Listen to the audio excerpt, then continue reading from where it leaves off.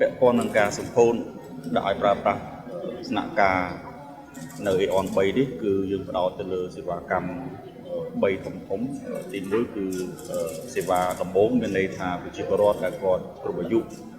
ក្នុងការស្នើសុំឬមួយកាន់កាប់អាជ្ញាប័ណ្ណនេះគាត់អាចមកស្នើសុំបានទី2គឺទុតិយតាហើយទី3ពាក់ព័ន្ធទៅនឹងការខូចលើសសុពលភាពក៏ដូចជាការទិន្នន័យមួយចំនួនដែលមានលក្ខណៈមិនសមស្របក្នុងគោលដៅដើម្បីផ្ដល់នៅភាពងាយស្រួលជូនដល់ពលរដ្ឋដើម្បីមកកែលម្អក្នុងផងដែរស្នាក់ការទី3នៃ Aeon នេះគឺយើងបានរៀបចំសេវាមួយទៀតគឺការផ្ដល់នៅលិខិតឆ្លងដែនដែលកិច្ចការនេះខ្ញុំគិតថា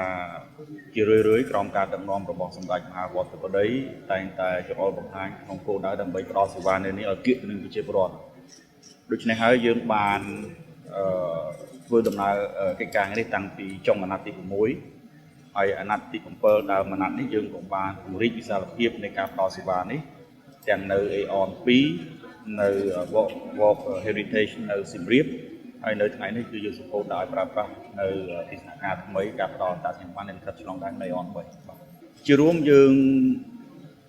បើយើងគិតជាមន្ត្រីរាជការធម្មតាគឺយើងភាគច្រើនយើងធ្វើការថ្ងៃច័ន្ទដល់ថ្ងៃសុក្រថ្ងៃសៅរ៍អាទិត្យយើងឈប់ប៉ុន្តែនៅទីនេះគឺយើងបើកថ្ងៃពុធរហូតដល់ថ្ងៃអាទិត្យល្ងាចមានន័យថាគាត់ឈប់ថ្ងៃច័ន្ទនិងថ្ងៃអង្គារដោយសារតែយើងដឹងហើយថាចុងសប្តាហ៍ប្រជាពលរដ្ឋគាត់អាចឈប់សម្រាកពីការងារបូកទាំងនឹងអ្នកនៅខេត្តជិតនឹងដូចជាខេត្តកណ្ដាលកំពតកែបឬមួយកំពង់ស្ពឺគាត់អាចមកទីនេះបានក្នុងការស្នើសុំនិងផ្ដល់សេវានានាតាមការចាំបាច់ដូច្នេះខ្ញុំគិតថានេះគឺជាការរៀបចំថ្មីមួយហើយជាពិសេសក៏សូមអរគុណទៅដល់មន្ត្រីនៃអត្តសញ្ញាណកម្មដែលបានជួយសម្របសម្រួលខ្លួនដោយសារតែកិច្ចការងារដែលយើងកំពុងធ្វើនេះវាមិនសមស្របទៅនឹងអ្វីដែលបានកំណត់ប៉ុន្តែខ្ញុំគិតថាបងប្អូនពេញចិត្តក្នុងការផ្ដល់សេវាទាំងអស់នេះហើយខុសទាស់តិចមែនប៉ុន្តែយើងសប្បាយចិត្តក្នុងការផ្ដល់សេវាបាទដូចមុននេះតាមរយៈការរាយការណ៍ក្រៅផ្លូវការពីសំណាក់អាដាមបណ្ឌិតតុបនេតអគ្គនាយកដ្ឋានអត្តសញ្ញាណកម្មមុននឹងយើងសម្ពោធដាក់ឲ្យប្រើប្រាស់យើងហៅថាបើកសាកល្បង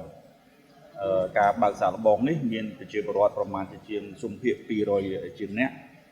មកស្នើសេវានានានៅទីនេះហើយអានេះយើងអត់ទាន់បានផ្សព្វផ្សាយបានទូលំទូលាយផងដូច្នេះខ្ញុំគិតថាសិស្សសឹងតែជាសេវានានាដែលយើងត្រូវផ្ដល់ក្នុងការឲ្យមានភាពងាយស្រួលជូនដល់ពលរដ្ឋឧទាហរណ៍ដូចរយៈច្រកចេញចូលតែមួយដែលកន្លងទៅខ្ញុំបានដើរទស្សនកិច្ចនៅខេត្តមួយចំនួនយើងឃើញថាសេវាទាំងអស់នេះនៅមិនទាន់បានឆ្លើយតបបានពេញលេញនៅឡើយនៅលើការឲ្យគៀកទៅនឹងប្រជាពលរដ្ឋសេវាមួយចំនួនហើយក្នុងនោះខ្ញុំគិតថាអគ្គនាយកកម្មមានគោលដៅធំ3ទី1គឺការផ្ដល់សេវាមួយឲ្យគៀកទៅនឹងប្រជាពលរដ្ឋទី2មានគុណភាព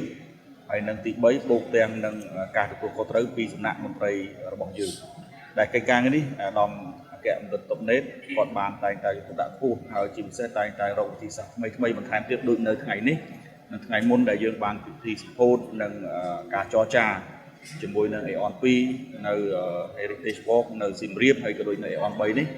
ដែលបានផ្ដល់លក្ខណៈងាយស្រួលបន្ថែមទៀតជាមួយនឹងការផ្ដល់សេវានេះជូនដល់ប្រជាពលរដ្ឋជាចក្ខុវិស័យរបស់អត្តសញ្ញាណកម្មគឺមានមិនខុសពីតាមបណ្ដាអគ្គនាយកដែលគាត់ជាអគ្គដែលផ្ដល់សេវាទេគឺធ្វើម៉េចឲ្យទី1ពេញចិត្តអគ្គទៅនឹងប្រជាពលរដ្ឋបូកនឹងប្រកបដោយជីវៈខ្ពស់អញ្ចឹងហើយជារឿយៗតែងតែផ្ដល់សេវាតែងតែមានភាពខ្វះខាតមួយចំនួនដោយសារតែបើខ្ញុំបានទស្សនកិច្ចជាមួយអាដាមបណ្ឌិតតុបនេតនៅ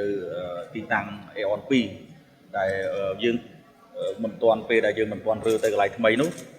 ទីតាំងនោះបែបបើខ្ញុំមើលប្រៀបធៀបនេះបែបមិនដល់1/3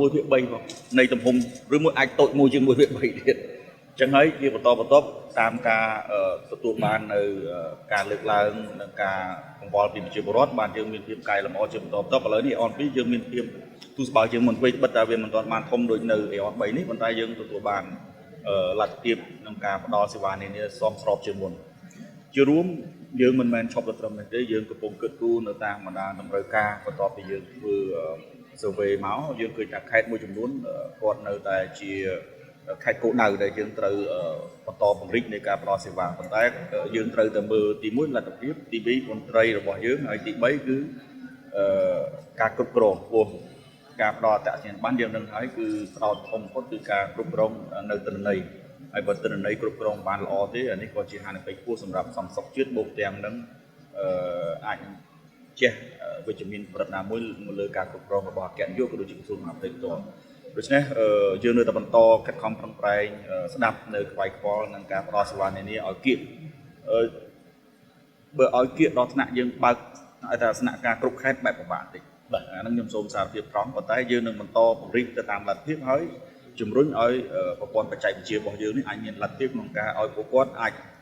ជាដំណាក់កាលទី1នៃការបំពេញឯកសារមួយចំនួនហើយដំណាក់កាលទី2គឺគាត់មកទទួលសេវាក៏ដូចជាបំពេញសេវាបន្ថែមនានាដែលខ្វះខាតទៅតាមស្ថានភាពមួយចំនួនដើម្បីមានភាពងាយស្រួលដូច្នេះនេះសិទ្ធិតែជាការងារដែលយើងកំពុងសិក្សាបាទនេះហើយគឺជាការកំណែតម្រង់វិសមាជការដែលយើងចង់កាត់បន្ថយភាពណែនតាន់តាប់នៅថ្នាក់លើឲ្យសេវាទាំងនេះសាយភាយនិងគ្រប់ដណ្ដប់លើទូទាំងប្រទេសនេះជាគោលដៅធំហើយដូចជាការផ្ដល់សេវាលើកដំបូងជាពិសេសជាពលរដ្ឋដែលគ្រប់អាយុដែលគាត់អាចមានសិទ្ធិក្នុងការទទួលសេវានានាបូកទាំងនៃកាត់ឆ្លងដែនដែលកន្លងទៅសេវាទាំងអស់នេះនៅមានកម្រិតហើយដោយសារតែពីមុន